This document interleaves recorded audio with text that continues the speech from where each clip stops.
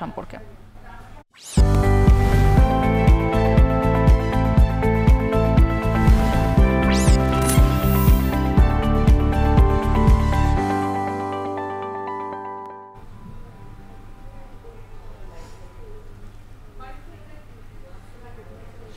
কোরবানির সকল বর্জ্য অপসারণের চ্যালেঞ্জ নিয়ে কাজ করছে দুই সিটি কর্পোরেশন। যদিও শহরের প্রধান সড়কে বর্জ্য অপসারণে এগিয়ে থাকলেও অলিগলিতে রয়ে গেছে বর্জ্য। অন্যদিকে দ্বিতীয় দিনেও নিজ বাড়ির আঙ্গিনায় পশু কোরবানি দিচ্ছেন অনেকে। গাজীপুর থেকে এ বিষয়ে আলোচনাতে যুক্ত হয়েছেন দেলওয়ার দোলন এবং আগারগাঁও থেকে যুক্ত আছেন সহকর্মী আসিফ ইকবাল। এছাড়াও বরিশাল থেকে যুক্ত আছেন সহকর্মী অমিত হাসান। তবে শুরুতে আমরা রাজধানীর খবরাখবর চাই। দোলন,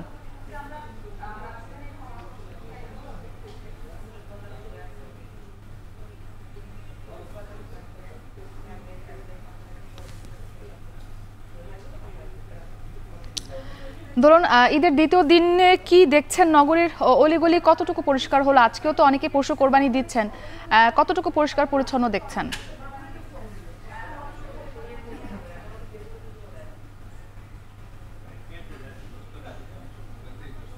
কর্পোরেশনের এলাকায় গতকাল দুপুর থেকেই মূলত 2টার পর থেকে বর্জ্য অপসারণ কার্যক্রম শুরু করে। আর এখন আমরা রয়েছি রাজধানীর হাজারীবাগের যে বেড়িবাঁধ সংলগ্ন যে পশুর হাটটি ছিল সেখানে।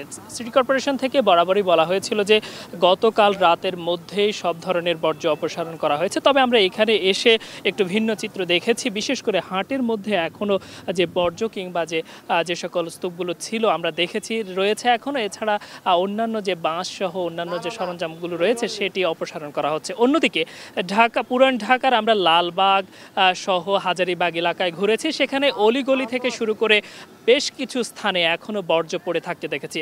অন্যদিকে যারা পরিচ্ছন্নতা কর্মী রয়েছেন তাদের তৎপরতাও ছিল। আমরা কথা বলেছি এলাকার বাসিন্দাদের সঙ্গে। তারা বলছেন মূলত এই অলিগলিতে যে বর্জ্য অপসারণের যে গতি সেটি মূলত স্থির বা গতি খুব একটা নেই। তবে প্রধান সড়কগুলোতে বর্জ্য অপসারণ প্রক্রিয়া আমরা দেখেছি খুব জোরালো রয়েছে।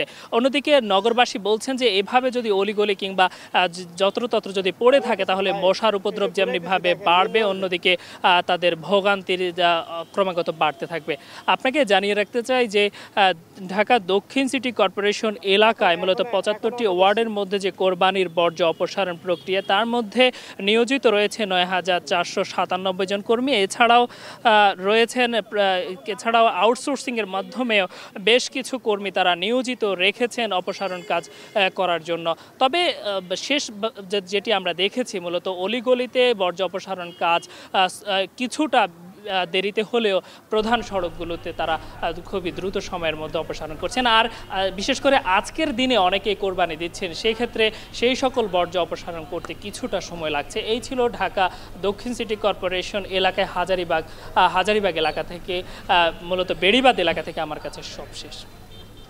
ধন্যবাদ দোলন। আমরা একটু যেতে চাই আসিফ আপনার কাছে। আপনি এই মুহূর্তে মিরপুর এলাকায় আছেন, সেখানে পরিষ্কার পরিচ্ছন্নতা কার্যক্রম কতটুকু দেখছেন এবং দ্বিতীয় দিন তো অনেকেই কোরবানি দিচ্ছেন, সেই দিক থেকে বর্জ্য অপসারণ আসলে কতটুকু সম্ভব হয়েছে? মুক্তি যেমনটি বলছিলেন, আমরা সকাল থেকেই আসলে রাজধানী উত্তর সিটি কর্পোরেশনের বিভিন্ন জায়গায় ঘুরছি। আমরা সকালবেলা ছিলাম আগারগাঁ এলাকায় এবং এখন আমরা আছি মিরপুর 10 এলাকায়, মিরপুর 10-এর সেনপাড়া এলাকায়। আমরা মিরপুর সেনপাড়া এলাকায় এসে যেটা দেখছি যে এখানে উত্তর সিটি কর্পোরেশনে বলা ছিল যে 6 ঘন্টার মধ্যে আসলে বর্জ্য কিন্তু সব অপসারণ করা হবে। গতবার 8 ঘন্টায় বর্জ্য সব অপসারণ করা হয়েছিল।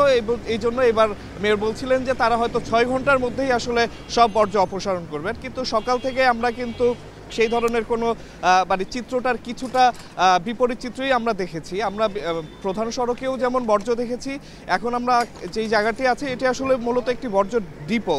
তো ডিপোতে সাধারণত শহরবাসী সব ধরনের বর্জ্যই থাকে, কিন্তু এখানকে আমরা যেটি দেখছি যে কোরবানির যে উচ্ছিষ্ট অংশ, কোরবানির যে প্রয়োজনীয় যে জিনিসগুলো ব্যবহার করা হয়, পাটি, কোরবানির বিভিন্ন পশুর অংশ, সেগুলোই কিন্তু এখনও আমরা বেশিরভাগই এখানে দেখতে পাচ্ছি।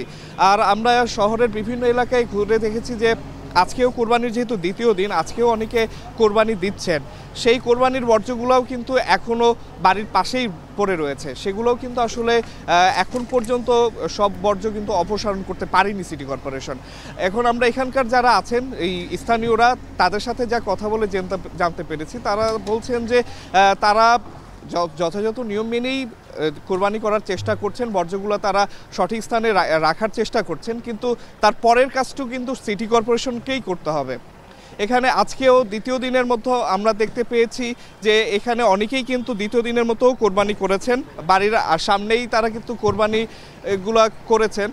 সেই কোরবানির বর্জ্যগুলোও কিন্তু আসলে একটি চ্যালেঞ্জ হিসাবেই দেখছেন অনেকেই, যে কারণ আমরা যেটি দেখতে পারি যে এদের প্রথম দিন বর্জ্য অপসারণে সিটি কর্পোরেশন যতটা মনোযোগী থাকে, পরের দিনগুলোতে কিন্তু বর্জ্য অপসারণের সেই মনোযোগটা আসলে অতটা থাকে না। ফলে দেখা যায় যে দ্বিতীয় বা তৃতীয় দিনের বর্জ্যগুলো কিন্তু সেই রয়েই যায় এবং একটা দুর্গন্ধময় একটা পরিস্থিতির সৃষ্টি হয়। তো এইটাই আসলে এলাকাবাসী চাচ্ছেন যে খুব দ্রুতই আসলে যেন এই বর্জ্যগুলো অপসারিত হয়। এই ছিল আমার কাছে সর্বশেষ। এবার আমরা একটু রাজধানীর বাইরের খবরাখবর জানবো। অমিত, বরিশালের চিত্রটা কিরকম? আচ্ছা, দ্বিতীয় দিন আচ্ছা, অনেকে হয়তো দ্বিতীয় দিনে পশু কোরবানি দিচ্ছেন, বর্জ্য অপসারণ করা কতটুকু সম্ভব হয়েছে, তদারকি কি দেখছেন সেখানে?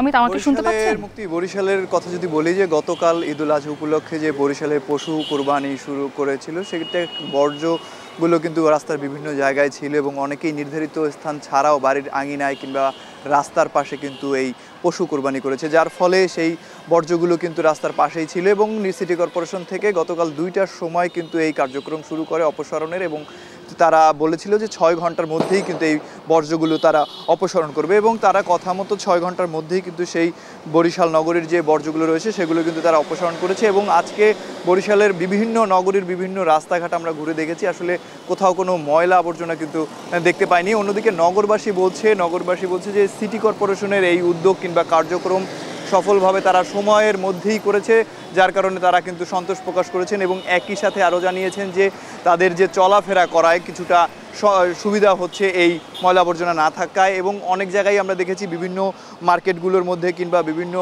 চকবাজার এলাকায় বলা চলে, সেখানে কিন্তু কোরবানির পশু জবাই হয়েছিল, সেখানে কিন্তু আজকে দোকানপাটও খুলে গেছে।